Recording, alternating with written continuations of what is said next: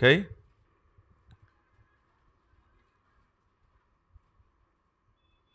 పరిశుద్ధ గ్రంథము నుండి క్రొత్త నిబంధన గ్రంథము అపోస్తలులైనటువంటి పౌలు రోమీయులకు రాసిన పత్రిక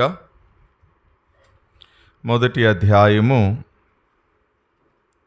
11-12 వచనాలు మనమందరము కలిసి చదువుకుందాం.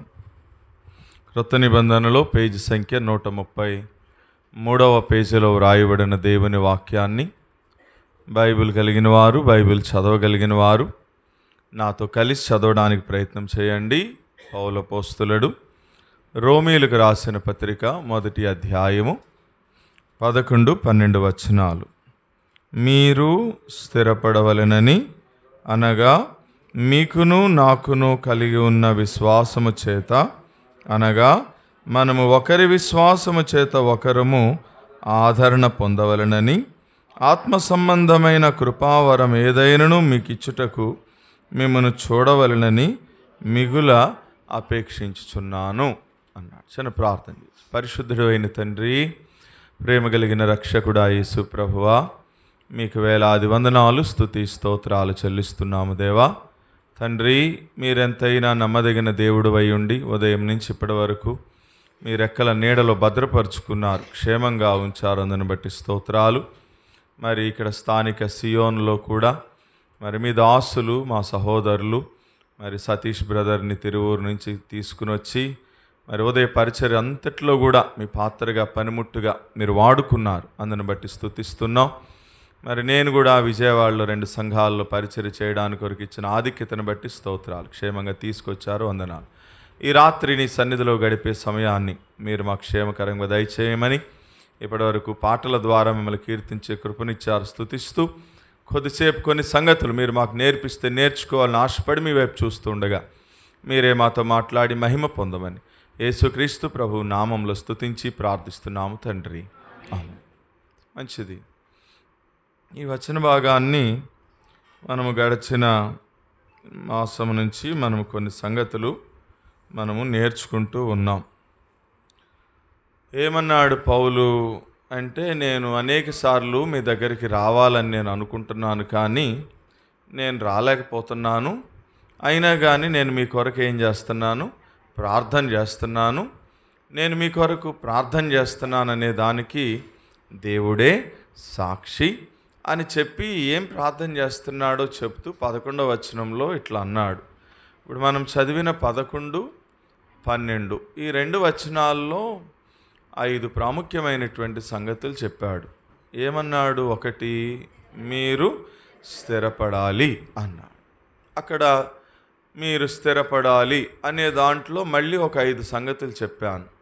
ఏ విషయంలో స్థిరపడాలి సంఘము, ఏ విషయంలో ఒక వ్యక్తి, ఒక విశ్వాసి లేదా ఒక కుటుంబము, క్రైస్తవ కుటుంబము, క్రైస్తవ సంఘము ఏ విషయాలలో స్థిరంగా ఉండాలి అని ఒక 5 సంగతులు చెప్పాను. ఏంటవి అంటే, 1 ఎఫెసీ పత్రిక 3వ అధ్యాయం 18-19 వచనాల ప్రకారము మరి క్రీస్తు యొక్క ప్రేమలో వేరుపారి స్థిరపడినటువంటి అనుభవం కలిగిన వారై, ఆ ప్రేమ యొక్క పొడవెంతో, వెడల్పెంతో, లోతెంతో, ఎత్తెంతో, జ్ఞానమునకు మించిన క్రీస్తు ప్రేమను మీరు ఎరుగునట్లుగా మీ కొరకు నేను ప్రార్థన చేస్తున్నానన్నా. కాబట్టి క్రైస్తవ విశ్వాసి కానీ, సంఘము కానీ, కుటుంబము కానీ మొదట ఏ విషయంలో స్థిరపడిన అనుభవం కలిగి ఉండాలంటే, వారు క్రీస్తు ప్రేమ, అది వట్టి ప్రేమ అని చెప్పకూడదు. అట్లా పొడి అక్షరాలు ఎప్పుడు కూడా అట్లా చెప్పకూడదు. ఒకటి గుర్తుపెట్టుకోవాలి, క్రీస్తు ప్రేమ యందు వేరుపారి స్థిరపడినటువంటి వారిగా మనం ఉండాలి. 2వ సంగతి చెప్పాను. పౌలు కొరింథీయులకు రాసిన మొదటి పత్రిక 1వ అధ్యాయం 5వ వచనంలో ఇట్లా రాయబడి ఉంది. ఏమనంటే, క్రీస్తుని గూర్చిన సాక్ష్యము విషయంలో మీరు ఎట్లుండాలట? స్థిరంగా ఉండాలి అన్నారు. అంటే ఒకప్పుడు మనకి సాక్ష్యం లేదు, ఒకప్పుడు మనం లోకంలో పడిచెడి తిరిగేవాళ్ళం. ఒక సాక్ష్యం లేదు, ఒక పరిశుద్ధత లేదు, ఒక ఆత్మీయత లేదు, ఏమాత్రం లేని బ్రతుకు మనది. అయితే ఈ రోజున దేవుడు మనల్ని ప్రేమించాడు, మనల్ని రక్షించుకున్నాడు, మనల్ని వెదికాడు, తీసుకుని వచ్చాడు. దేవుడు తన సంఘంలో మనల్ని ఉంచుతూ వచ్చాడు. అంత మాత్రమే కాదు, మనకు ఒక సాక్ష్యాన్ని ఇచ్చాడు. ఇప్పుడు ఆ సాక్ష్యాన్ని మనం ఏం చేసుకోవాలా? ఆ సాక్ష్యాన్ని మనం పోగొట్టుకోకూడదు, కానీ ఆ సాక్ష్యాన్ని మనము కాపాడుకోవాలి. అంటే ఎప్పుడు నువ్వు సాక్ష్యాన్ని కాపాడుకోగలుగుతావు అంటే ఎప్పుడైతే సాక్ష్యంలో నువ్వు స్థిరంగా ఉంటావో, దేవుడు నీకు ఇచ్చినటువంటి సాక్ష్యంలో నువ్వు ఎప్పుడైతే స్థిరమైనటువంటి అనుభవం కలిగి ఉంటావో, అప్పుడే నీ సాక్ష్యాన్ని నువ్వేం చేసుకుంటావు, కాపాడుకుంటావు. కాబట్టి రెండవది, ఒక క్రైస్తవ విశ్వాసి, ఒక క్రైస్తవ కుటుంబము, ఒక క్రైస్తవ సంఘము ఏ విషయంలో స్థిరంగా ఉండాలి అంటే వారి క్రీస్తును గూర్చినటువంటి సాక్ష్యము విషయంలో వారు స్థిరంగా ఉండాలి. ఇక మూడవ సంగతి, మరి పౌలు కొరింథీయులకు రాసిన 2వ పత్రిక 1వ అధ్యాయము 21వ వచనము ప్రకారము క్రీస్తు మనకిచ్చినటువంటి అభిషేకంలో మనం ఎట్లుండాలా, స్థిరంగా ఉండాలి అని మనం చూసాం. అంటే ప్రతి వ్యక్తిని కూడా ఎప్పుడైతే యేసుప్రభు వారిని నువ్వు రక్షకుడిగా అంగీకరించావో, ఎప్పుడైతే తండ్రి కుమార పరిశుద్ధాత్మ నామంలో బహిరంగముగా బాప్తిస్మంలో నువ్వు సాక్ష్యం ఇచ్చావో, అప్పుడు ప్రతి వ్యక్తిని కూడా దేవుడు వారి వారి సామర్థ్యాన్ని బట్టి దేవుడు కొన్ని తలాంతుల చేత వారిని ఏం చేస్తాడు, అభిషేకిస్తాడు. కాబట్టి దేవుడు మనకిచ్చినటువంటి అభిషేకం విషయంలో కూడా మనం ఎట్లుండాలా, స్థిరంగా ఉండాలి. లేకపోతే ఏం చేసుకుంటాం, అభిషేకాన్ని పోగొట్టుకుంటాం. కాబట్టి ఇప్పుడు నీకు పాటలు పాడి అభిషేకం ఇచ్చినాడు అనుకో, దాంట్లో ఎట్లుండాలి, నువ్వు స్థిరంగా ఉండాలి. లేకపోతే దాన్ని ఏం చేసుకుంటావు, పోగొట్టుకో. నీకు కంజర కొట్టి అభిషేకం ఇచ్చినాడు అనుకోరా, దాంట్లో ఎట్లుండాలా, స్థిరంగా ఉండాలి. అంతే, అప్పుడెప్పుడో జనవరి 1 రోజున కనిపించావు, మళ్ళీ వాళ్ళు ప్రత్యక్షమయ్యావు. అట్లా ఉంటే ఆ అభిషేకాన్ని ఏం చేసుకుంటావు, పోగొట్టుకుంటావు. కాబట్టి స్థిరంగా ఉండాలా.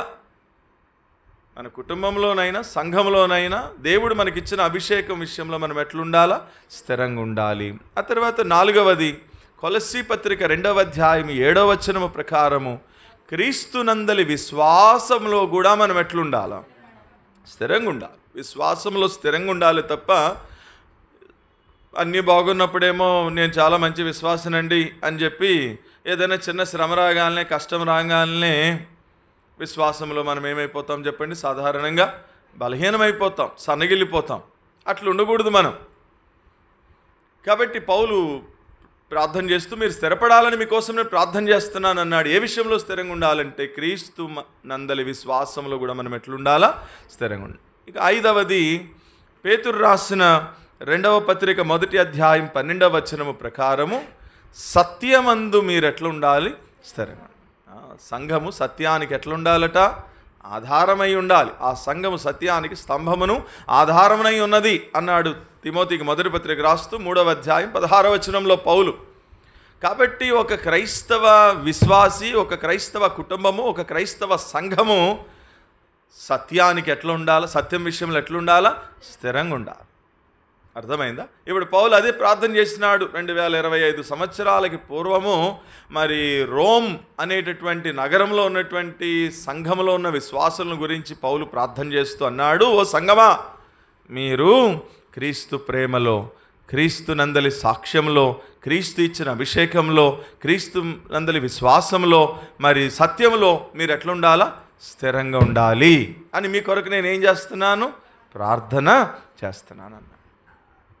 ఆ రోజున రోమా సంఘాన్ని గురించి పౌలు ప్రార్థన చేస్తే, ఈ రోజున సియోన్లో ఉన్నటువంటి ఈ సంఘాన్ని గురించట సాక్షాత్తు పరిశుద్ధాత్మ దేవుడే ఉచ్చరింపశక్యముగా అనేటువంటి మూలుగలతో మన పక్షముగా ఆయనే తండ్రికి ఏం చేస్తున్నాడట, విజ్ఞాపన చేస్తూ ఉన్నాడు. ఆ తర్వాత ఇంకేమన్నాడు, స్థిరపడవలనని. తర్వాత ఒకరి విశ్వాసము చేత ఒకరము మనము ఆదరణ పొందాలి అని. ఇప్పుడు రెండవది, క్రైస్తవ విశ్వాసి కుటుంబము సంఘముకు ఉండాల్సిన రెండవ ప్రాముఖ్యమైన లక్షణం ఏంటి?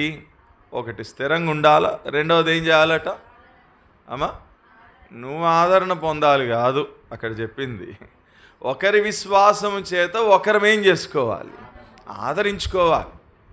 అంటే ఇప్పుడు నువ్వు, నీ కుటుంబము, నీ సంఘానికి ఉండాల్సిన రెండవ లక్షణం ఏంటంటే, ఈ సంఘము ఒకటి స్థిరపడిన సంఘం అయితే, రెండు ఈ సంఘము ఆదరణ లేనటువంటి వారిని ఆదరించే సంఘం అయి ఉండాలి. అది ఒక వ్యక్తిగా నువ్వు ఆదరణ లేనటువంటి వారిని ఆదరించే వ్యక్తిగా ఉండాలి. ఒక విశ్వాసం అంటే నీకు ఉండాల్సిన లక్షణం అది. ఆదరణ లేక కొట్టుమిట్టాడుతున్న వారిని ఆదరించే వ్యక్తిగా ఉండాలా, నీ కుటుంబం ఎట్లా ఉండాలి అంటే, ఆదరణ లేకుండా ఉన్నటువంటి కుటుంబాన్ని నీ కుటుంబం ఆదరించే కుటుంబముగా ఉండాలా?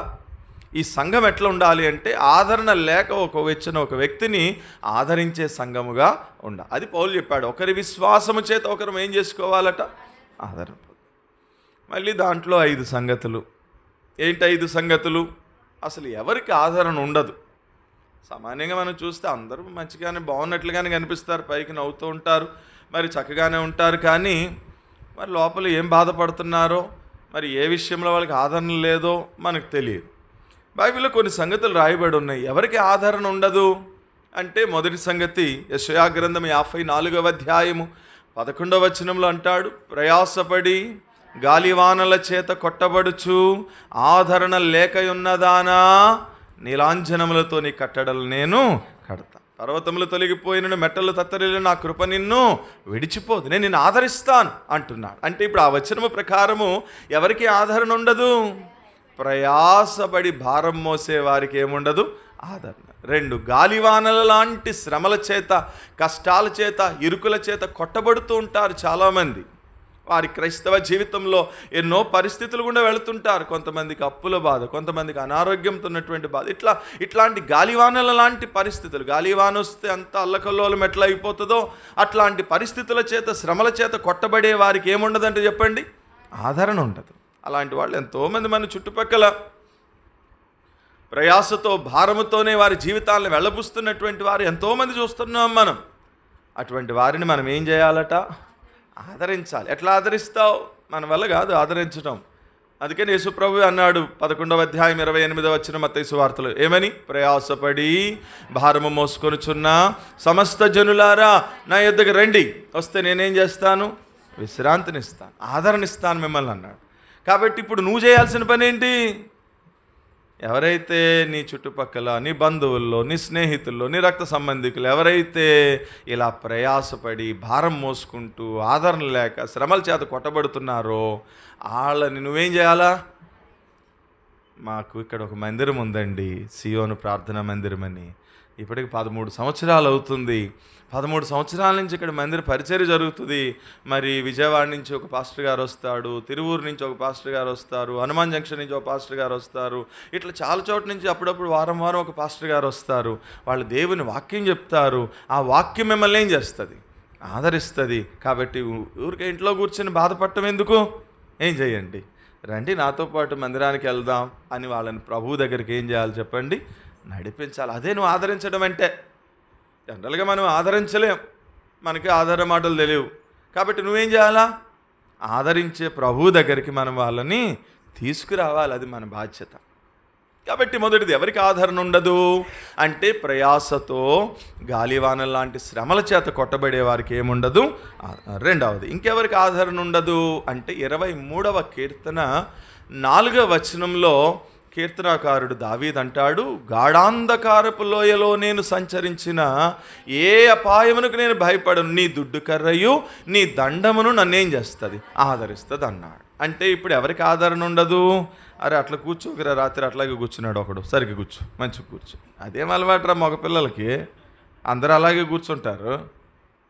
అదేం అలవాటు? మీరు మగపిల్లలు అయ్యి ఉండి చక్కగా కొద్దిసేపు కూర్చోలేరు బాసుపట్టలు వేసుకుని. ఇంకా మీకు నిండా 15 ఏళ్ళు కూడా రాలేదు, ఆడాలకు కూర్చున్నాడు రాత్రి. రైట్. రెండవది, దావీదు అన్నాడు, గాఢాంధకారపు లోయలో నేను సంచరించినను ఏ అపాయమునకు నేను. అంటే ఎవరికి ఆదరణ ఉండదు? రెండవది అంటే గాఢాంధకారపు లోయలో సంచరించేవారి. గాఢాంధకారం అంటే చీకటి. చీకటి దేనికి సాదృశ్యము? పాపానికి సాదృశ్యం. కాబట్టి ఎవరైతే చీకటిలో ఉంటారో, ఎవరైతే పాపంలో ఉంటారో అట్టి వారికి ఏముండదు చెప్పండి? అట్టి వారికి ఆదరణ అనేది ఉండదు. కాబట్టి ఇప్పుడు ఇట్లా చీకట్లో, పాపంలో సంచరించేటటువంటి వారిని మనం ఏం చేయాలా? ఆదరించాలి. ఆదరించాలంటే నీ మాట వింటారా? వీళ్ళు వినరు. కాబట్టి వాళ్ళని ఎక్కడ తీసుకురావాలా? అంతే. నేను చూస్తూ ఉంటాను కదా, ఇప్పుడు పరిచర్యకి వెళ్ళి వస్తూ ఉంటే ఇదిగో 7 వయసు ఉన్న పిల్లలే, ఇంత వయసున్న పిల్లలే ఆ చీకట్లో, ఆ పొలం గట్ల మీదో, లేకపోతే ఆ పంటకాలు ఆ సప్టాల మీదో, లేకపోతే సమాధుల దగ్గర కూర్చుని ఉంటారు. ఈ టైంలో వీళ్ళు ఏం చేస్తున్నారా ఇక్కడ అంటే గంజాయి తాగుతూ ఉంటారు. అంటే ఎక్కడున్నారు వీళ్ళు? చీకట్లో ఉన్నారు. చీకటి అంటే పాపంలో ఉన్నారు. కాబట్టి ఇప్పుడు వాడికి ఏముండదు, వాడి హృదయంలో ఆదరణ ఉండదు. ఏమో నేను ఎవడికి దొరుకుతానో, ఏ పోలీసు వాడు దొరికితే నా కాళ్ళు చేతులు కొట్టేస్తాడేమో, మా నాన్నకు దొరికితే ఇక్కడే గొయ్యి తీసి పాతి పెట్టేస్తాడేమో అనుకుంటా ఉంటాడంటే వాడికి ఏముండదు, వాడికి ఆదరణ. ఇప్పుడు అట్లాంటి వాడిని మనం ఏం చేయాలట? వాడిని పట్టుకుని ప్రభు దగ్గర తీసుకొచ్చి వాడిని కూర్చోబెట్టాలి. అది ఆదరించడం అంటే. లేదా నీకు తెలిసిన 4 సువార్త మాటలు చెప్పాలా, లేదా నీకు తెలిసిన మంచి మాటలు, ఒరే అట్లా చేయకూడదురా, అలా తాగకూడదురా, అలా చేస్తే నీ ఆరోగ్యం పాడైపోద్దురా, చిన్న వయసులోనే నువ్వు చచ్చిపోతే నీ తల్లిదండ్రులు బాధపడతారా అని 4 మంచి మాటలు వాడికి చెప్పి ప్రభు దగ్గరికి అది ఒక క్రైస్తవ విశ్వాసి, క్రైస్తవ కుటుంబము, క్రైస్తవ సంఘానికి దేవుడిచ్చినటువంటి కనీస బాధ్యత, మినిమం రెస్పాన్సిబిలిటీ. అది నీ కనీస ప్రార్థన అయి ఉండాలి. అర్థమైందా? ఇది 2. మూడవది, ఇంకెవరికి ఆదరణ ఉండదు అంటే 41వ కీర్తన 3వ వచనంలో కీర్తనాకారుడు అంటాడు, రోగశయ్య మీద యెహోవా వానిని ఆదరించును అని రాయబడి ఉంటుంది. అంటే మూడవది, ఎవరికి ఆదరణ ఉండదు? ఎవరైతే రోగం వచ్చి శయ్య అనే పదానికి అర్థము మంచం అంటారు. అంటే మన భాషలో చెప్పాలంటే రోగంతో మంచం పట్టిన వారికి ఏముండదు చెప్పండి? ఆదరణ ఉండదు. రోగంతో మంచం పట్టిన వారిని ఇప్పుడు మీరు చూస్తే ఎక్కడ పడేస్తున్నారు వాళ్ళని? ఫోటోల్లో మనం చూస్తుంటే ఈ సోషల్ మీడియాలో బయట ఒక చిన్న పాకేసి లేకపోతే ఆ గొడ్లు కట్టేసి సావిడిలో వేసి ఏం చేస్తున్నారు? వాళ్ళని అక్కడ పడుకోబెడుతున్నారు కదా. పాపం వాళ్ళు ఎంత బాధేస్తుంది కదా, ఎంత కష్టం అవుతుంది కదా. ఆ తల్లి ఇట్లా అనుకుంటా ఉంటుంది కదా, మీరు అందరూ ఏసీ వేసుకుని గదిలో పడుకుంటే ఆమెని రోగం వచ్చిందని చెప్పి మంచం పట్టిందని ఆ గొడ్ల సావిడిలో పడుకోబెడితే నిద్ర పడుతుందా? పట్టదు. ఏమనుకుంటా ఉంటుంది ఆమె? 9 నెలలు. ఎన్ని నెలలు? 9 లేదా 10 నెలలు వీడిని ఎక్కడ పడుకోబెట్టుకున్నాను నేను?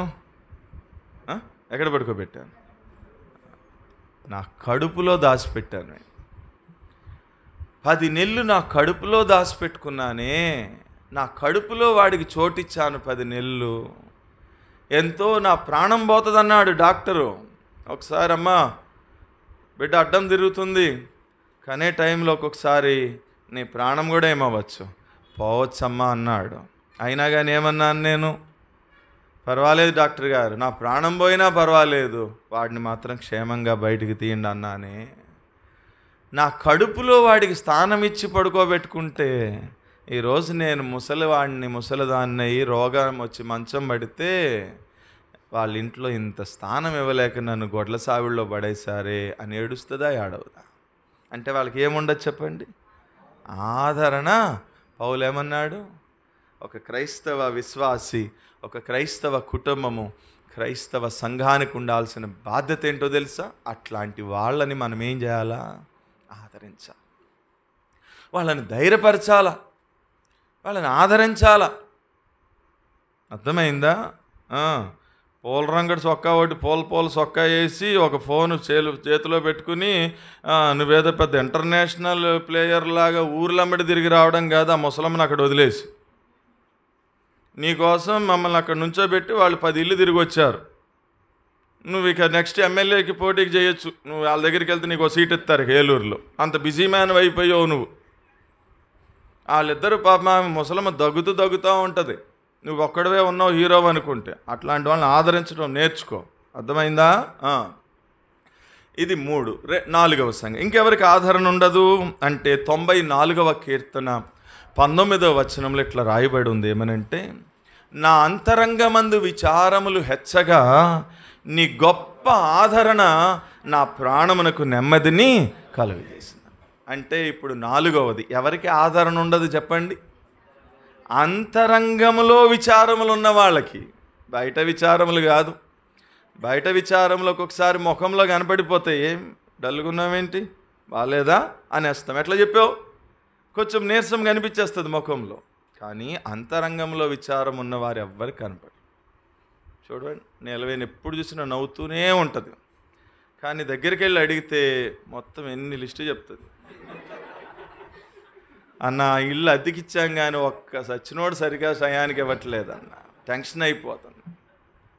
ఆడేమో కాకినాడలో ఉండి చక్కగా చదువుకు ఇక్కడికి వచ్చి సహవాసాలు బట్టి నేను ఇక్కడే ఉంటాను అంటున్నాడు, ఆడు నేను సినిమా హీరో అవుతాను అంటున్నాడు అన్న, అదొక టెన్షన్ నాకు. ఈడేమో కాలేజీకి వెళ్తున్నాడో లేదో అనేది ఈడిదొక టెన్షన్ నాకు. అన్ని టెన్షన్లేనన్నా, కానీ పైకి మాత్రం ఎట్లుంటుంది, నవ్వుతూ ఉంటుంది. అంటే లోపల ఏముంది చెప్పండి, ఎవరికి చెప్పుకోలేనటువంటి బాధలు అట్లా ప్రతి వ్యక్తిలో ఉన్నాయి. అవునా కాదమ్మా? ఏం పేరు పెట్టినా నీ పేరు అన్నామని, అవునా? ఈమె పేరు ఆమె పేరు అన్నామని. ఇప్పుడు ఆమె కూడా చూడండి ఎప్పుడు నవ్వుతానే ఉంటుంది, ప్రైజ్ ది లార్డ్ అన్నా అని చక్కగా నవ్వుతూ పలకరిస్తుంది. కానీ ఆమెకు ఉండే బాధలు ఆమెకి. ప్లస్ వాళ్ళ అమ్మ కూడా అంతే, నవ్వుతానే ఉంటుంది, కానీ ఆమెకు ఉండే బాధలు ఆమెకి. అట్లా అందరికీ కూడా, ప్రతి వ్యక్తికి కూడా పైకి నవ్వుతానే ఉంటాం, కానీ లోపల ఏముంటాయి చెప్పండి, ఎవ్వరికి చెప్పుకోలేనటువంటి విచారము, బాధ, కన్నీరు, దుఃఖం ఉంటుంది. ఇప్పుడు అట్లాంటి వాళ్ళని నువ్వేం చేయాలట చెప్పండి, నువ్వు రికగ్నైజ్ చేయాలి, ఫస్ట్ ఐడెంటిఫై చేయాలి కదా. ముందు నువ్వు వాళ్ళని గుర్తించాలి. వాళ్ళని గుర్తించి అప్పుడు వాళ్ళతో పర్సనల్గా వాళ్ళ దగ్గర కూర్చుని కౌన్సిలింగ్ చేసి, ఏం బాధపడద్దు, నీకోసం మేము ప్రార్థన చేస్తాం, అయ్యే పోతాయిలే, సమస్యలు ఏముందులే, ధైర్యంగా ఉండు, దేవుడు తోడుగున్నాడు, ప్రార్థన చేద్దాం, ఉపవాస ప్రార్థన చేద్దాం, అక్క వాళ్ళ ఇంట్లో పెట్టిన మీ ఇంట్లో కూడా ఉపవాసం ఉండి ప్రార్థన చేద్దాం, ఏం పర్వాలా, దేవుడు కార్యం చేస్తాడు, నువ్వేం బాధ పెట్టుకోమాక, ఏడవమాక, టెన్షన్ పడమాక, దేవుడు సహాయం చేస్తాడు అని 4 మాటలు చెప్తే వాళ్ళు ఏం చేయబడతారు చెప్పండి, ఆదరించబడతారు. ఫోన్లే, ఒక వ్యక్తి నా బాధ గుర్తించారు, నా కోసం ప్రార్థన చేసే వ్యక్తి ఉన్నారు, నన్ను ధైర్యపరిచే వ్యక్తి ఉన్నారని వాళ్ళు ఏం చేయబడతారు. అది ఉండాలండి సంఘానికి. ఒక క్రైస్తవ విశ్వాసికి, ఒక క్రైస్తవ కుటుంబానికి, ఒక క్రైస్తవ సంఘానికి ఉండాలా ఆ లక్షణం, మంచి లక్షణం. దానికి అంటున్నాడు పౌలు ప్రార్థన చేస్తూ, ఒకరి విశ్వాసము చేత ఒకరము మనం ఏం చేసుకోవాలా, ఆదరించుకోవాలని మీ కొరకు నేను ప్రార్థన చేస్తున్నాను అంటున్నాడు. అదే ఇప్పుడు ఏమైనాయి చెప్పండి, సంఘంలో అవే ఏమో కనిపించట్లేదు, లోపించినాయి అంటాను నేను. సంఘంలో ప్రేమ కనపడట్లేదు, సంఘంలో ఆదరణ కనపడట్లేదు, ఎవరి దారి వాళ్ళదే. నేను మన ఒక చర్చలో వాక్యం చెప్పిన తర్వాత అంతా అయిపోయిన తర్వాత సరే వందనాలు అన్నాను అంతే. ఇక ఎవరితో ఇటొక తలుపు ఉంది, ఇటో తలుపు ఉంది, అటో తలుపు, 3 తలుపులు కూడా వెళ్ళిపోయారు పరిగెత్తుకుని అంతే. ఇక ఎవరికాలు పలకరించుకోవడం కానీ, నువ్వు బాగున్నావని అంటాం కానీ అసలు ఏమీ లేదు. అంటే ఏం లేదు ఆ సంఘంలో, ప్రేమ లేదు కదా. ఏముండాలి సంఘంలో, ప్రేమ ఉండాలి, ఆదరణ ఉండాలి సంఘంలో. రైట్. ఇంకా 5వది, ఇంకెవరికి ఆదరణ ఉండదు.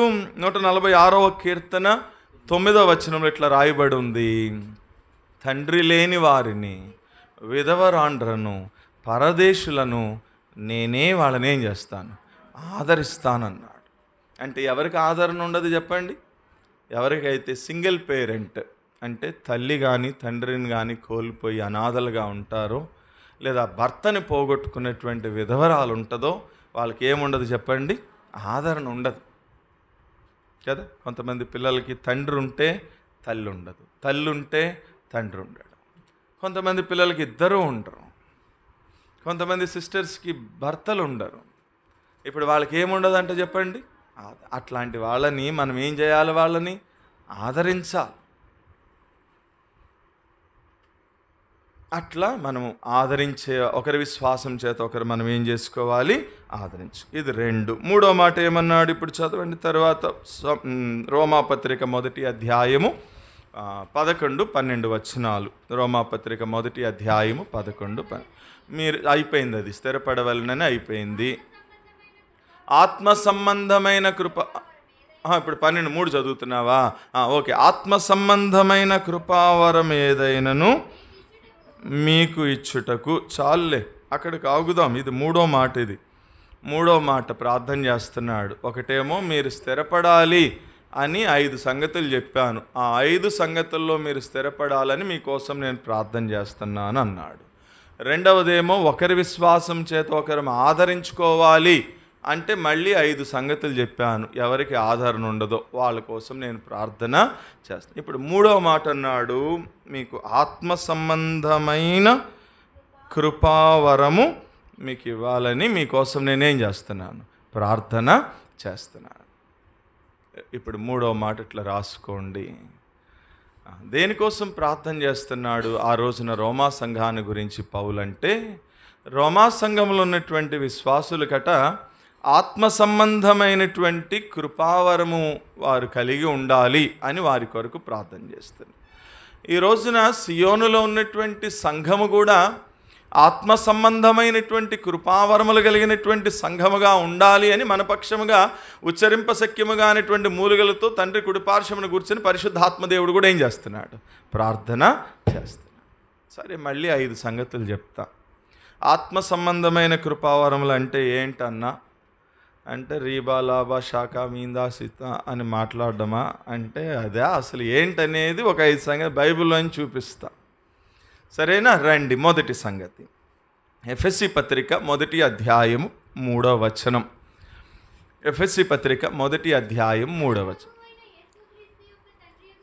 మన ప్రభు అయిన యేసుక్రీస్తు యొక్క తండ్రి అయినటువంటి దేవుడు స్తుతింపబడునుగాక.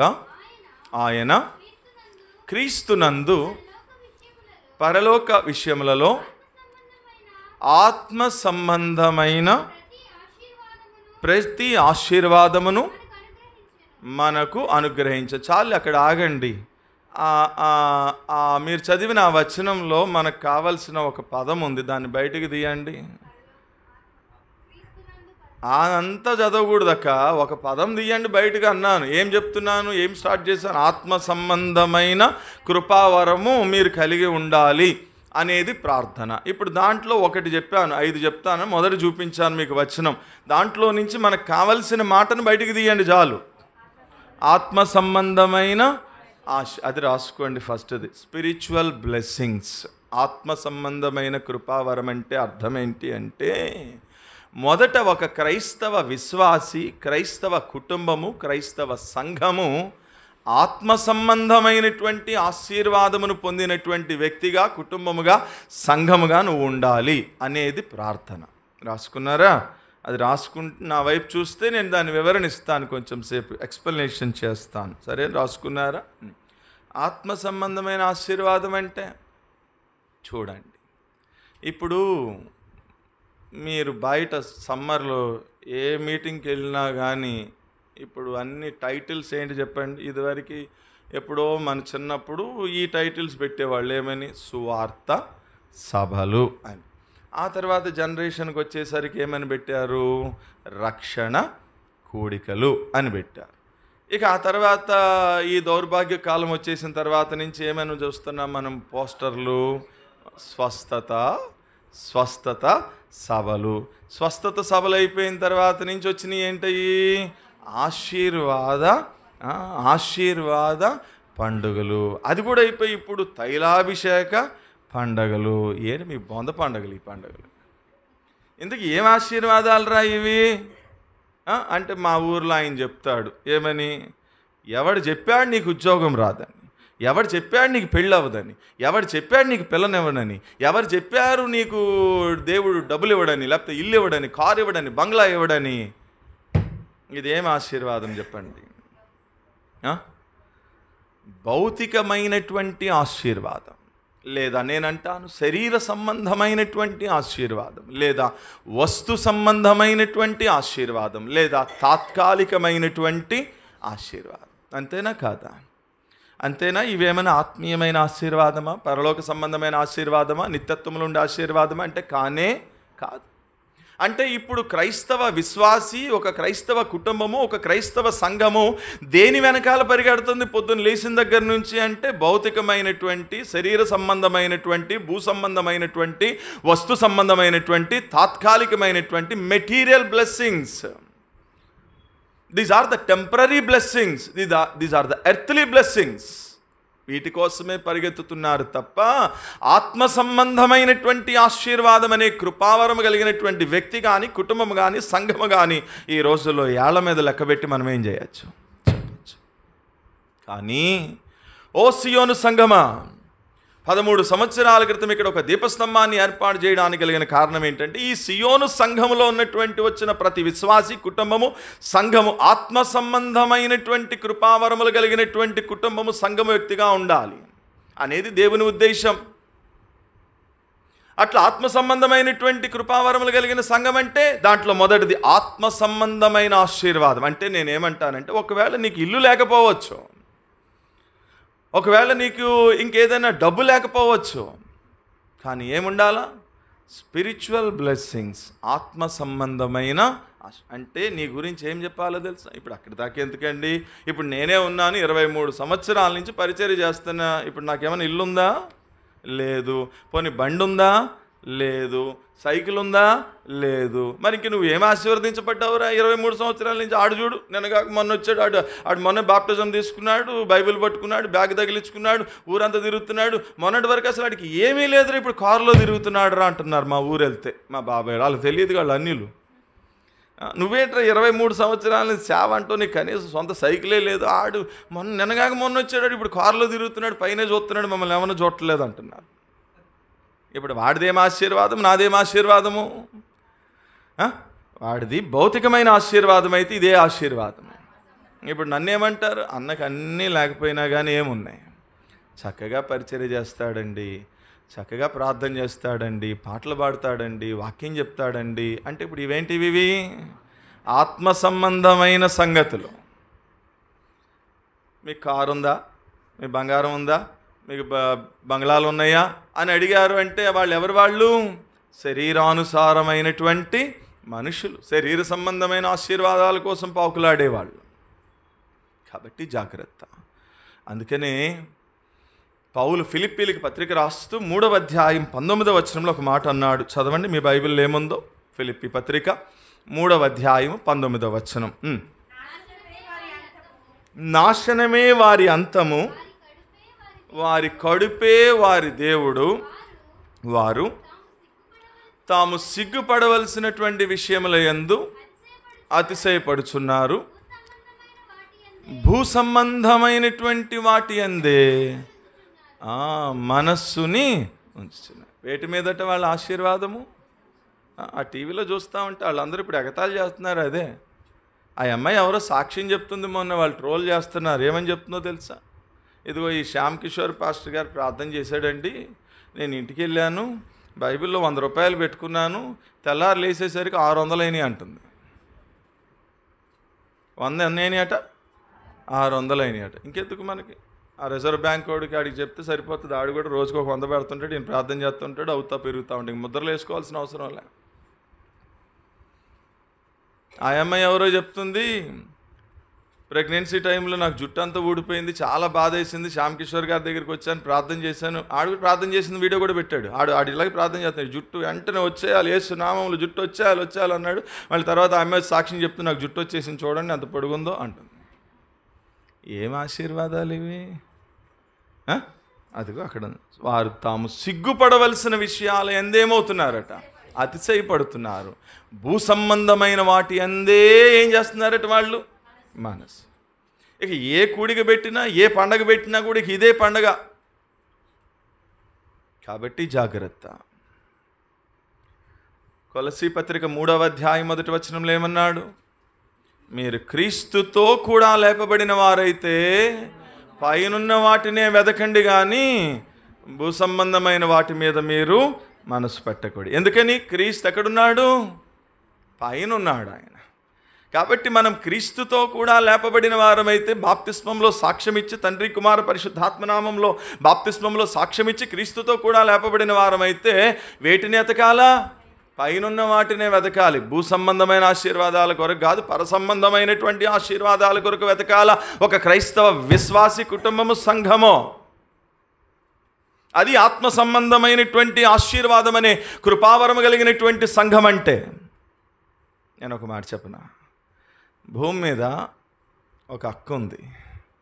ఆ అక్క తాను బ్రతికినన్నాళ్ళు కూడా కింద వాటినే వెతుకుతుంది. చచ్చిపోవడానికి ఒక గంట ముందే పై వాటిని వెతుకుతుంది. ఎవరు ఆ అక్క? భలే కరెక్ట్గా చెప్పారే మీరు. ఎవరక్క? పంది. పందిని ఎప్పుడైనా చూసారా మీరు దగ్గర నుంచి? ఏం చేస్తుంది పంది? మూతి ఎలా పెట్టి కిందకి ఇట్లా అనుకుంటే ఎత్తుక్కుంటే పోతుంది. అది ఏం దొరుకుతుందా అని. మరి ఎప్పుడు పైన చూస్తుంది అది?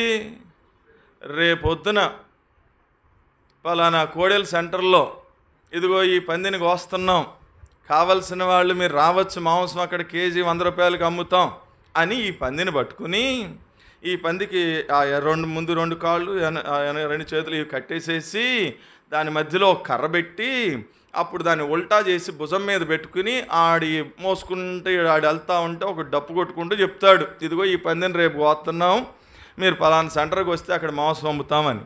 అప్పుడు వీడు పట్టుకుని మోసుకుని వెళ్ళేటప్పుడు దీపు అప్పుడు అక్క ఇప్పుడు ఎటు చూస్తుంది, పై చూస్తూ ఉంటుంది. అప్పుడు అనుకుంటుంది, ఏంటి పైన ఎంత ఉందా, సరే నేను ఎప్పుడు కిందే చూస్తున్నానే పైన ఎప్పుడు చూడలేదు అనుకుంటుంది. తీరా ఇది అంత ఆలోచించే లోపు ఏమైపోతుంది, అది జరుగుతుంది అక్కడ. అందుకన్నాడు, మీరు క్రీస్తుతో కూడా లేపబడిన వారైతే ఎప్పుడు మనం ఎక్కడ చూడాలా, పైనుంచి వస్తుంది మనకి ఆశీర్వాదం. పైనుంచి అంటే అమెరికా ఆస్ట్రేలియా నుంచి కాదు, దేవుని దగ్గర నుంచి.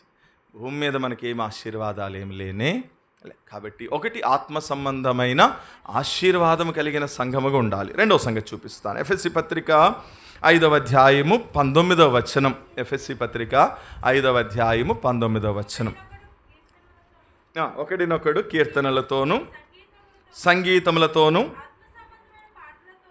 ఆత్మ సంబంధమైనటువంటి పాటలతోనూ. చాలే, మనకు కావాల్సిన రెండో మాట వచ్చింది, చెప్పండి.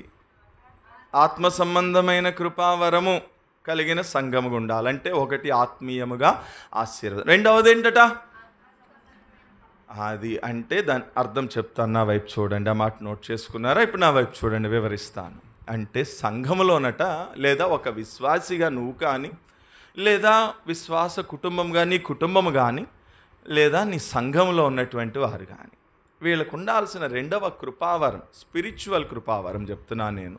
ఆ కృపావరం ఏంటి అంటే ఆత్మ సంబంధమైన పాటలు పాడేవాళ్ళు కావాలట సంఘంలో. అర్థమైందా? అంటే ఆత్మ సంబంధమైన పాటలు అంటే బయట చాలామంది ఏం పాటలు పాడుతున్నారు చెప్పండి. ఇప్పుడు అన్నయ్య పాడతాడు, మీకు అర్థం అవడానికి మీకు అర్థం అవ్వాలిగా, మరి అదేంటో ఇదేంటో డిఫరెన్షియేషన్ తెలియాలి కదా. ఇప్పుడు అన్నయ్య పాడతాడు, ఏం పాడతాడు, ప్రేమలో పడ్డాను నేను ప్రేమలో పడ్డాను అంటాడు. ఇక అదే పట్టుకున్నారు, ఈ పాట భలే బాగుందే, అది అన్నయ్య అక్కడున్నాడు. ఆయన అన్నయ్య కూడా ఏం చేస్తాడు, దాన్ని అప్లోడ్ చేస్తాడు యూట్యూబ్లో స్టేటస్లో. అప్పుడు మనకి కింద ఏమని కామెంట్ పెట్టాలి, ప్రేమలో కాదురా గోతులో పడనాలి. ఇప్పుడు ఇదేం పాట ఇది, అది. ఇప్పుడు ఇంకో అక్క పాడుతుంది పాట, ఏమని, నా స్టైలు మారింది, నా రూటు మారింది, నీ బ్రతుకు మారలేదు. స్టైల్ మారింది, రూటు మారింది, ఏం మారలా, బ్రతుకు మారలా. ఏం పాటలు ఇవి? మొన్న ఆడెవడో పాడుతున్నాడు, ఏం పాట అంటది, ఏదో తెలియని వేదన ఎదలో నిండెను నా ప్రియ, పదములు చాలని ప్రేమకై పరితపించే హృదయం అన్నాడు. వీడు సినిమా పాట పాడుతున్నాడా, యేసుప్రభు పాడుతున్నాడా, నాకు అర్థం కాల కొంచెం సేపు. ఇప్పుడు నేను పాడిన పదాల్లో ఎక్కడైనా ఇది దేవుని పాట అన్న తలంపు ఏమైనా వచ్చిందని, అబ్బా నువ్వు భలే ఊపుతున్నావురా తిమోతి, మొత్తానికి నువ్వు కూడా ఎప్పుడు పాడినట్టున్నావు ఈ పాట. చూసావా ఏం పాట ఇది? ఇంకో చోటుకి వెళ్ళాను, ఆడు పాట పాడరా అంటే మైక్ తీసుకున్నాడు, పాడుతున్నాడు.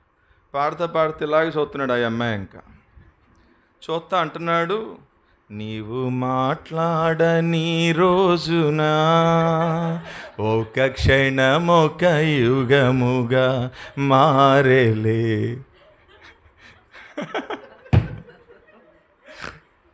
ఏంటి రీత అంత బాగా నవ్వుతున్నావు, ఎవరన్నా పాడారా ఏమి? చూడండి, ఇంతకీ ఏంట్రా అంటే ఆడు నీ అమ్మాయి ప్రేమించుకుంటున్నారట. ఏదో ఇద్దరు క్లాష్ వచ్చింది, ఆ అమ్మాయి మాట్లాడతాం మానేసిందట. ఇప్పుడు ఆడు పాట పాడరా అని మందిరంలో మైక్ ఎత్తికి ఆడు అదే సంది ఇదే సంది అని ఆడు ఆ అమ్మాయి ఇంక చూస్తా, నువ్వు మాట్లాడని రోజున ఒక క్షణమొక యుగముగా మారనే అని చెప్పి పాడుతున్నాడు. ఏం పాటలు ఈ పాటలు? ఇట్లాంటివి ఎన్ని ఉన్నాయి అనుకున్నావు? ఇవన్నీ నేనేదో మిమ్మల్ని నవ్వించడానికి చెప్పాను అనుకున్నారేంటి? ఏం కాదు నిలవేనక్క, ఇవన్నీ నా దీంట్లో సర్కిల్లో చూసి ఒక్కొక్కడిని కాచి వడబోసి చూసి వచ్చినోడు నేను. ఇంకోటి పాడాడు అట్లాగే ఇట్లాగే అమ్మాయి చూసి, నీ ముఖము మనోహరము, నీ స్వరము మాధుర్యము, నీ పాదాలు అని ఇట్లా చెప్తున్నాడు. మళ్ళీ వాడు నీ పాదాలు అపరంజిమయము అంటున్నాడు. ఏం చేయాలి వీళ్ళని? ఇట్లాంటి బ్యాచ్ తయారయ్యారు బయట.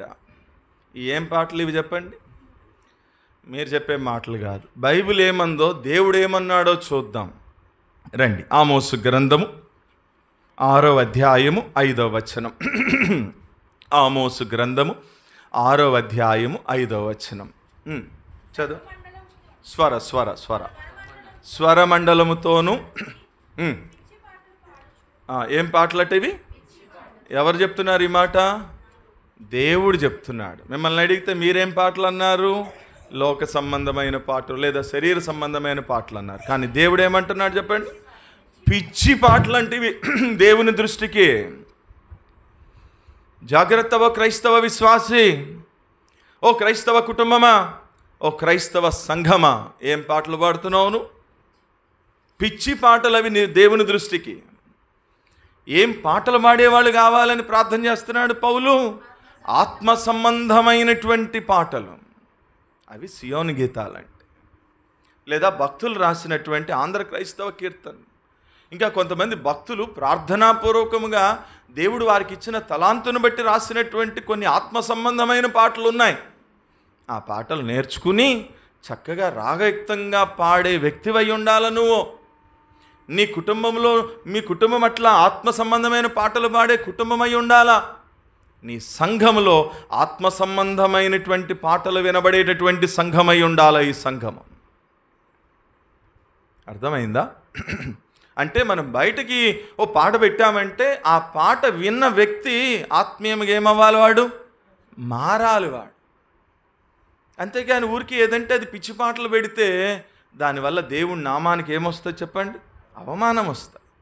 ఆ పాటల జోలికి మనం పోకూడదు. సరేనా? కాబట్టి ఏం పాటలు పాడుతున్నావు, ఏం పాటలు నేర్చుకుంటున్నావు అని మనల్ని మనం పరీక్షించుకుని స్థానిక సియోను సంఘంలో ఆత్మ సంబంధమైనటువంటి పాటలు పాడే మా బిడ్డల్ని లేవనెత్తయ్యా. ఇది మీ ప్రార్థన అయితే ఎంత బాగుండండి. ఈ 13 సంవత్సరాల వార్షికోత్సవంలో ప్రభువుని మీరు అడగాల్సినటువంటి వరం ఏంటంటే, ప్రభువా మా మందిరంలో చాలామంది పిల్లలు ఉన్నారు, యవనస్తులు ఉన్నారు, సండే స్కూల్ పిల్లలు ఉన్నారు, ఆడపిల్లలు ఉన్నారు, మగపిల్లలు ఉన్నారయ్యా. ఈ పిల్లలు ఆత్మ సంబంధమైన పాటలు నేర్చుకుని ఆత్మ సంబంధమైన పాటలు పాడే కృపావరం కలిగినటువంటి బిడ్డలుగా ఈ బిడ్డలు మీరు ఆశీర్వదించండి అయ్యా అని మీరేం చేయాలి? ప్రార్థన చెయ్యాలి. చక్కగా పాడాలి. ఏంటో ముగ్గురు నిలబడ్డారు కానీ ఇష్టం లేని మొగుడి మీద తలంబ్రాలు పోసినట్లుగా పాడుతున్నారు. ఓ రాగం ఏది, తానం ఏది? ఆయనేమో అసలే చెమటలు పోసి కొట్టలేక కొడుతుంటే మధ్యలో మీ దెబ్బకి హయ్యం కొడతాంలే అని చెప్పి ఆపి రొట్టె తుడుచుకొని మంచినీళ్ళు తాగి పాడంటారా బాబు మీరు అని మళ్ళీ కొడుతున్నాడు ఆయన. అదే మనం చక్కగా రిథమాటిక్గా కంటిన్యూ పాడుతున్నాం అనుకో, ఆ చెయ్యి దాని మీద నుంచి తీయబుద్ధి కాదు వాళ్ళకి. నేను రామచంద్రాపురంలో పాటలు పాడుతుంటే ఒక బ్రదర్ చాలా బాగా కొడతాడు. జాక్పూరన్ గారి మీటింగ్స్కే కొడతాడు అతను, తబలాను డోలక్. అన్న అసలు నువ్వు పాడుతుంటే నాకు ఎంత సంతోషంగా కొట్టాలనిపించిద్దు అన్న అంటాడు. ఒక్కొక్కసారి ఖాళీ టైంలో అయితే అన్న నువ్వు పాడన నేను కొడుతూ ఉంటానన్న అని కొడుతూ ఉంటాడు. సో అట్లా చక్కగా నేర్చుకోవాలి, ఆత్మీయముగా పాడడం నేర్చుకోవాలి. దాని రాగం ఏంటి, దాని తాళం ఏంటి అంటే నువ్వు పాడుతూ ఉంటేనే అవతల వ్యక్తి ఆత్మలో ఏం జరగాల? కార్యం జరగాల. అది ఆత్మ సంబంధమైన పాటలు. ఓకేనా? ఇది 2. 3వ సంగతి చూద్దాం. ఆత్మ సంబంధమైన కృపావరం అంటే ఏంటో. పేతురు రాసిన మొదటి పత్రిక 2వ అధ్యాయము 5వ వచనం. పేతురు రాసిన మొదటి పత్రిక, యేసుక్రీస్తు ద్వారా దేవునికి అనుకూలమగు ఆత్మ సంబంధమైనటువంటి బలులను అర్పించుటకు పరిశుద్ధ యాజకులుగా ఉండునట్లు మీరును సజీవమైనటువంటి రాళ్ల వలె ఉండి. చాలు. ఇప్పుడు మీరు చదివిన దాంట్లో 2 మాటలు వచ్చినాయి మనకు కావాల్సిన మాటలు. ఏమేంటి చెప్పండి? 1 అంతే, ఆత్మ సంబంధమైన బలి అర్పించేవారు కావాలండి సంఘంలో. ఆత్మ సంబంధమైన బలి అంటే పౌలు అన్నాడు, సజీవ యాగముగా మిమ్మల్ని మీరే దేవునికి ఏం చేసుకోండి, అర్పించుకోండి అన్నాడు. ఇది ఆత్మ సంబంధమైన. భౌతిక సంబంధమైన బలి అంటే తెలుసు కదా మీకు. భౌతిక సంబంధమైన బలి అంటే ఏంటి? కోళ్లను, మేకలను, ఎడ్లను బలి ఇవ్వడాన్ని భౌతిక సంబంధమైన బలి. ఆత్మ సంబంధమైన బలి అంటే నిన్ను నీవే దేవునికి ఏం చేసుకోవాలి, బలిగాను అర్పణగాను ఆయన తనను తానే మన కొరకు సిలువకి ఏం చేసుకున్నాడు. ఇప్పుడు ఏ బలి ఇది? ఆత్మ సంబంధమైన బలి. మనం కూడా అట్లా సజీవ యాగముగా మనల్ని మనం దేవునికి ఏం చేసుకోవాలా, అప్పగించుకోవాలి. మీకు అర్థం అవడానికి ఎట్లా చెప్పనా, మీకు అర్థం అవడానికి మనం సండే స్కూల్లో చిన్నప్పుడు ఒక పాట నేర్చుకునేవాళ్ళు. మరి మీరు నేర్పించారో లేదు, ఏమని? నా కళ్ళు కాళ్ళు చేతులన్నీ యేసుకే అంటే దాని అర్థం ఏంటి? నేను ఇవన్నీ దేవునికి అర్పించేసుకున్నాను. ఆత్మ సంబంధమైన బలిగా నన్ను నేను దేవునికి అప్పగించుకున్నాను. మరి ఇప్పుడు చెప్పండి, నిజంగా అప్పగించుకున్నామా? అప్పగించుకుంటే ఇక్కడేమో ఇట్లా పాడతాం కదా పాట. ఏమని పాడతాం? ఇదిగో దేవా నాచి ఆపాదమస్తకం నీకే అంకితమయ్యా అంటాం. అంటే దాని అర్థం ఏంటి? ఆపాదమస్తకం అంటే నడినెత్తి మొదలుకుని అరికి, ఇంగ్లీష్లో అయితే టాప్ టు బాటమ్ నీకే అర్పించుకుంటున్నానయ్యా అని పాడతాం. నిజమేనా చెప్పండి? క్రైస్తవులు అబద్ధాలు మాట్లాడడమే కాదట, అబద్ధాలు పాడతారు కూడానంట. చూడండి, ఉదాహరణకి కానుకలు వేసేటప్పుడు ఇట్లా పాడతారు, నీ ధనము నీ ఘనము ప్రభు యేసుకే అని పాడుతూ, దాంట్లోనే ఇంకొక దాంట్లోనే ఉంటుంది సమర్పణ, సమర్పణ చేయము ప్రభువునకి అనే పాట పాడుతూ ఒక మాట అంటారు, ఏమని?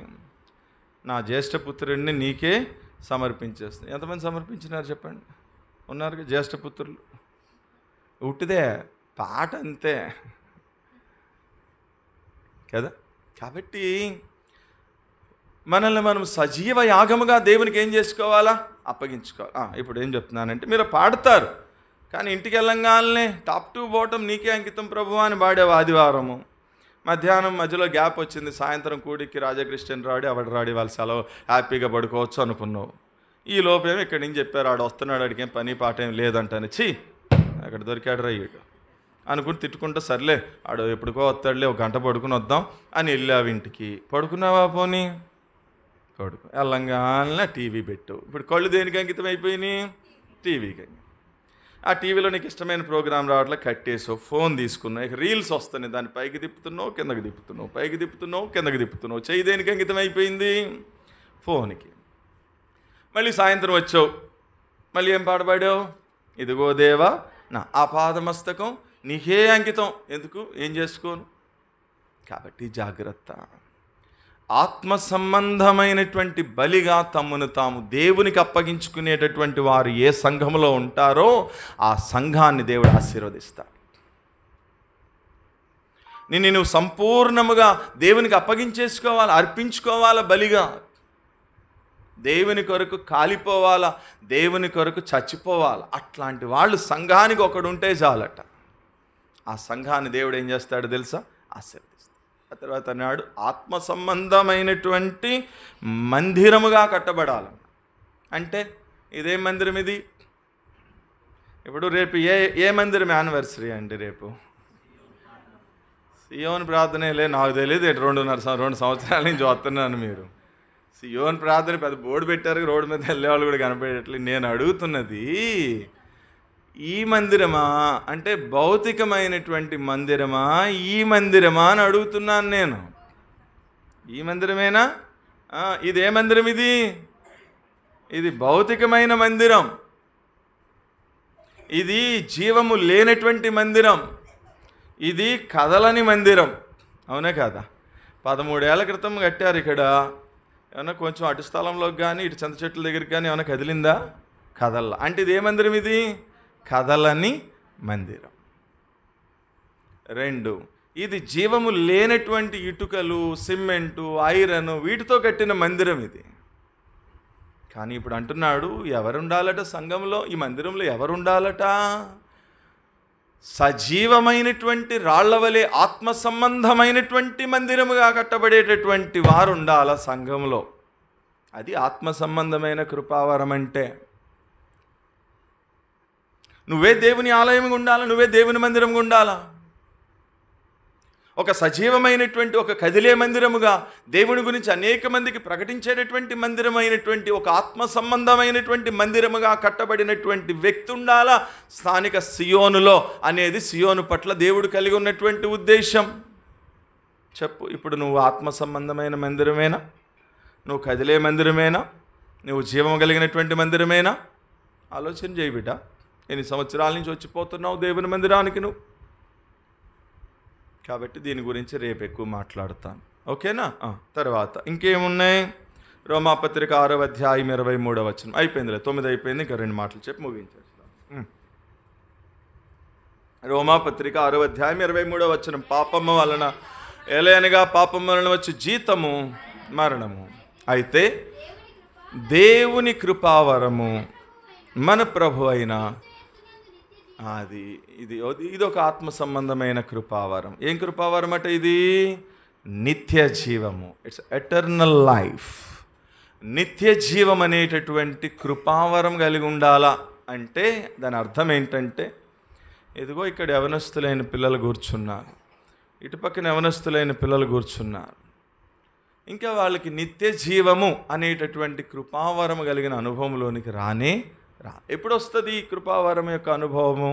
ఎప్పుడైతే వారి జన్మ కర్మ పాపములు ప్రభు దగ్గర ఒప్పుకుని విడిచిపెట్టి మారు మనసు పొంది వారి పాపములకు ప్రభు దగ్గర క్షమాపణ పొంది మూర్ఖులకి తరం వారికి వేరే రక్షించబడి తండ్రి యొక్కయు కుమారుని యొక్కయు పరిశుద్ధాత్మ యొక్క నామములో బహిరంగముగా బాప్తిస్మములో సాక్ష్యమిచ్చి అపోస్తలుల బోధయందును సహవాసమందును రొట్టె విరుచుటయందును ప్రార్థన చేయుటయందును ఎడతెగకుండా ఉండేటటువంటి ఆత్మీయమైనటువంటి అనుభవంలోనికి ఎప్పుడైతే వస్తారో అప్పుడు వాళ్ళకి దేవుడిచ్చేటటువంటి 5వ కృపావరమా 4వ కృపావరమా ఎన్నో 4వ కృపావరం ఏంటి అంటే ఇట్స్ ఎటర్నల్ లైఫ్, నిత్య జీవం. అట్లాంటి నిత్య జీవము అనే కృపావరం కలిగినటువంటి వారు ఉండాల స్థానిక సియోను సంఘములో అనేది సంఘము ఎడల దేవుని యొక్క ప్రార్థన ఉద్దేశం.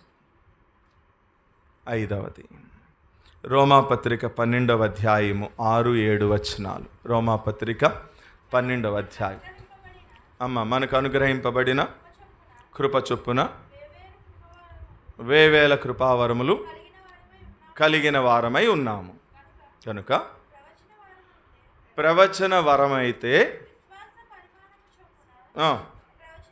ప్రవచించము, పరిచర్య అయితే పరిచర్యలోను, బోధించువాడైతే బోధించుటలోను, హెచ్చరించువాడైతే హెచ్చరించుటలోను పని కలిగి ఉంది. పంచిపెట్టువాడు శుద్ధ మనసుతోనూ, పై విచారణ చేయువాడు జాగ్రత్తతోనూ, కరుణించువాడు సంతోషముతోనూ పరిచర్య జరిగించవలెను. ఇప్పుడు ఇవన్నీ ఏంటంటే ఇవి కృపావరములు. ఏమేం కృపావరములు? ప్రవచనము అనే కృపావరము, పరిచర్య అనే కృపావరము, బోధించుట అనే కృపావరము, హెచ్చరించుట అనే కృపావరము, పంచిపెట్టుట అనే కృపావరము, పై విచారణ చేయుట అనే కృపావరం. మొత్తం ఎన్ని ఉన్నాయి? 7 6 ఉంటాయి. చూడండి, లెక్క పెట్టుకుని ఇన్ని కృపావరాలు కలిగి ఉండాల.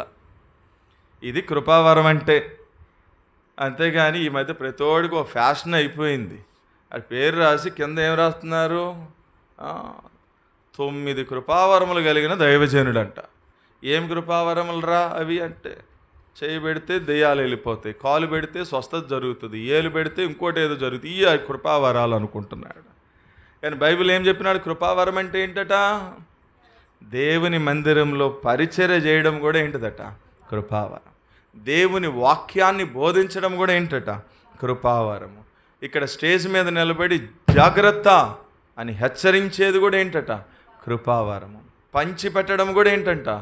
కృపావరము. పై విచారణ చేయడం అంటే సూపర్వైజింగ్ చేయడం కూడా ఏంటట?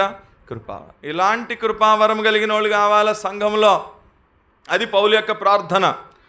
ఆత్మ సంబంధమైనటువంటి కృపావరం ఏదైనాను మీకు ఇచ్చుటకు మీ కొరకు నేను ప్రార్థన చేస్తాను. చూసావా? 5 సంగతులు చెప్పాను. 1 ఆత్మ సంబంధమైన ఆశీర్వాదం, 2 ఆత్మ సంబంధమైన పాటలు పాడేవారు, 3 ఆత్మ సంబంధమైన మందిరముగా కట్టబడేవారు, 4 ఆత్మ సంబంధమైన బలులు అర్పించేవాళ్ళు, 5 నిత్య జీవం అనే కృపావరము, 6 పరిచర్య అనే కృపావరము, 7 బోధించుట, హెచ్చరించుట, పంచిపెట్టుట అనేటటువంటి కృపావరం. 5 చెప్తానని 7 చెప్పాను నేను.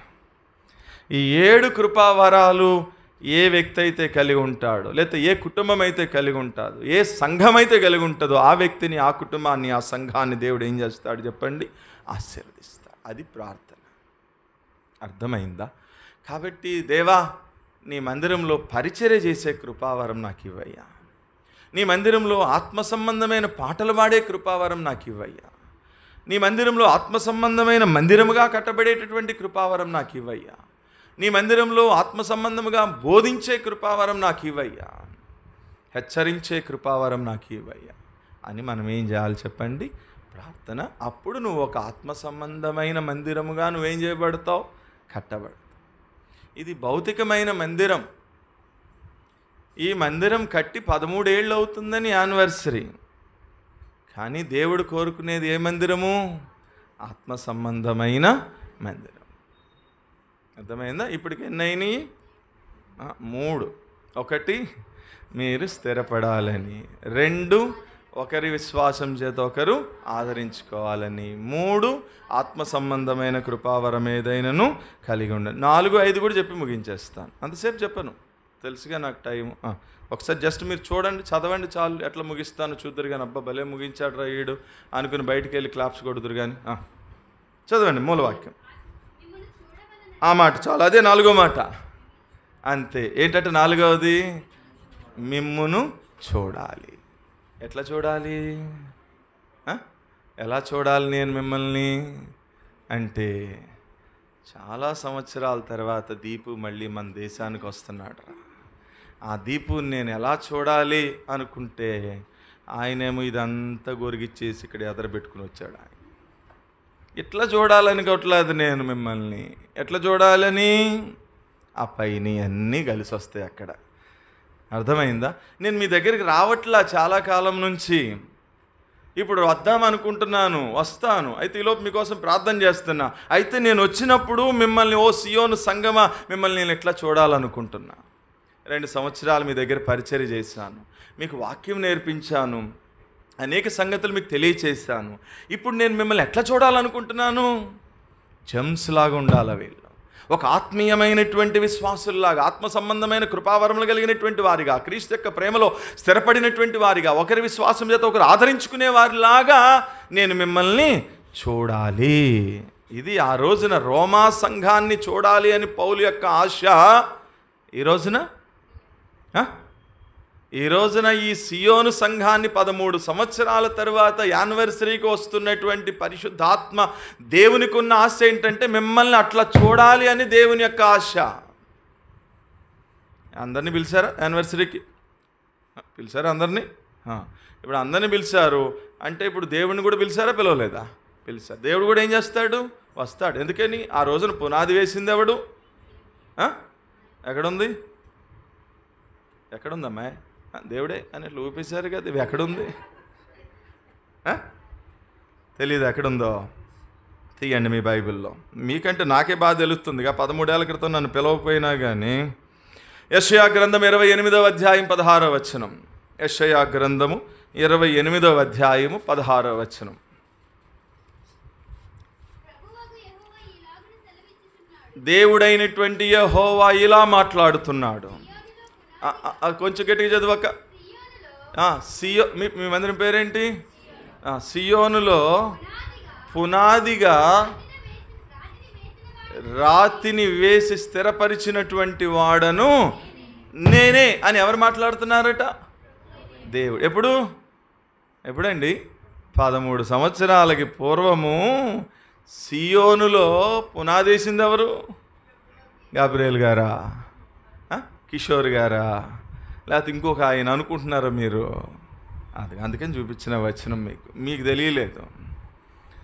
ఎవరు మాట్లాడుతున్నారు? దేవుడు మాట్లాడుతున్నాడు. సియోనులో పునాది రాతిని వేసి స్థిరపరిచినటువంటి వాడను నేనే అన్నాడు. కాబట్టి నేను పునాది రాయేసి ఆ 13 ఏళ్ల క్రితం, ఇప్పుడు రేపొద్దున 13వ సంవత్సరం యానివర్సరీ అట. 1 కాదు 2 కాదు. మటన్లోనంట ఏంటో లెగ్ పీసులు అంట, దమ్ అంట, బిర్యానీ అంట.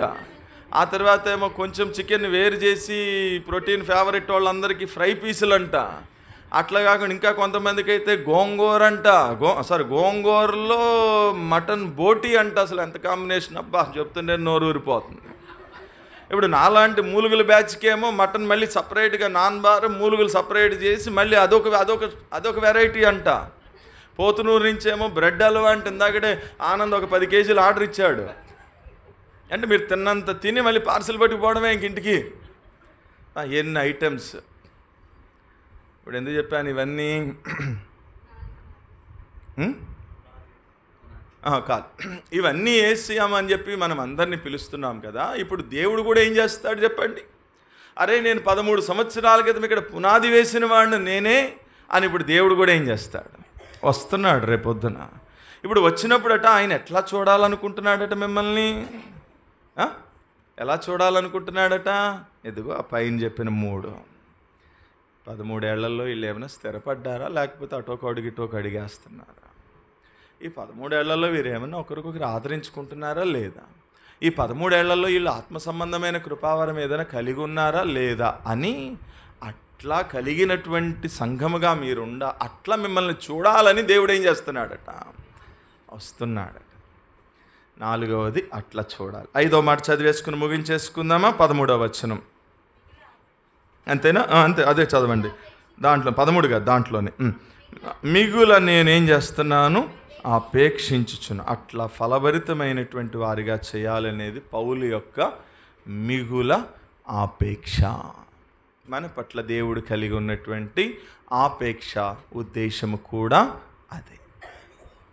కాబట్టి మరి రేపొద్దున దేవునికి మీరు ఎట్లా కనపడతారో మనల్ని మనమే సిద్ధపరచుకుందాం, పరీక్షించుకుందాం. ఎట్లా కనపడాలి, ఎట్లా చూడాలని వస్తున్నాడు దేవుడు మనల్ని? ఇలా ఆత్మీయమైన ఆశీర్వాదం చూడాలని వస్తున్నాడు. అట్లా మనం ఉన్నామో లేదో పరీక్షించుకుని, అట్లా నన్ను నీ ఎదుట ఒక ఆత్మ సంబంధమైన వ్యక్తిగా నిలబడే వ్యక్తిగా నన్ను సిద్ధపరచు. అదేనా మన ప్రార్థనలో నేర్చుకున్నాం. ప్రభు ప్రత్యక్షమైతే ఆయన రాకడలో ఆయన్ని ఎదుర్కొనడానికి పాత్రులుగా ఎంచబడినట్లుగా, తగిన శక్తి గలవారగునట్లుగా మనం ఏం చేయాలన్నాడు? మెళకువగలిగి మీరు ప్రార్థన చేయండి. ఆయన ఎదుట నిలబడాలి అంటే అంత ఈజీగా. ఆఫ్టర్ ఆల్ 5 సంవత్సరాల నుండి దిగిపోయే మంత్రి ఎదుట నిలబడటానికే మనం ఎంతో ప్రిపేర్ అయ్యి జాగ్రత్తగా 100 మాటలు చెప్తాడు. వరే నువ్వు గబుక్కుని ఏదంటే అది మాట్లాడకరా, ఆయన కోపం ఎక్కువ కాబట్టి ఆయన ఏమన్నా సరే ఓకే సార్, అలాగే సార్, సరే సార్ అనే అనరా అని ఎంత ప్రిపరేషన్ చేసి పంపిస్తారు మనల్ని ఒక మంత్రి దగ్గరికి పంపించడానికి. ఎన్ని సంవత్సరాలు ఉంటాడు ఆడు? 5 ఆడి పదవి పోయిందంటే ఆయన కూడా కుక్కను కొట్టినట్టు కొడుతున్నారు ఇప్పుడు ఆ జైల్లో పడేసి అందరినీ. మరి దేవుని దగ్గర దేవుణ్ణి ఎదుర్కోవడానికి వెళ్ళినప్పుడు, దేవుని ముందు నిలబడినప్పుడు, లేదా దేవుడు మనల్ని చూడటానికి వచ్చేటప్పుడు ఇంకెంత అలర్ట్గా ఉండాలా మనం? ఇంకెంత జాగ్రత్తగా ఉండాలా? ఎట్లా కనపడాలా మనం దేవునికి? కాబట్టి జాగ్రత్త సంగమా. ఇక్కడికి వచనం అయిపోయింది నా బాధ్యత అమ్మయ్య అనుకుంటా. అదొకటి పెండింగ్లో ఉంది. ఇక 10వ అధ్యాయంలోది మీకు ఇదే సందని పెండింగ్లో ఉందన్నాడు ఈడని మళ్ళీ వచ్చే ఆదివారం కూడా సాయంత్రం నువ్వు ఖాళీయేనా వచ్చే అది కూడా చెప్పే అంటారు మీరు. రైట్. కాబట్టి చాలులే, ఇంకా 1 అవర్ అయిపోయింది. ఇది ఆ 11, 12 వచనాల్లో 5 సంగతులు ఆ రోజున రోమా సంఘాన్ని గురించి పౌలు కలిగిన ఆపేక్ష. ఈ 13 సంవత్సరాల యానివర్సరీలో స్థానిక సియోను సంఘం పట్ల దేవుడు కలిగి ఉన్న ఆపేక్ష కూడా ఇదే. అట్లా మనల్ని మనం సిద్ధపరచుకుందాం. అట్లా మనల్ని మనము ఆత్మీయముగా అట్టి ఆత్మీయ సిద్ధపాటు ప్రభు మనందరికీ దయచేయండి. తలలు వంచుదామా, కళ్ళు మూసుకుందామా, ప్రార్థన చేద్దాం. సతీష్ బ్రదర్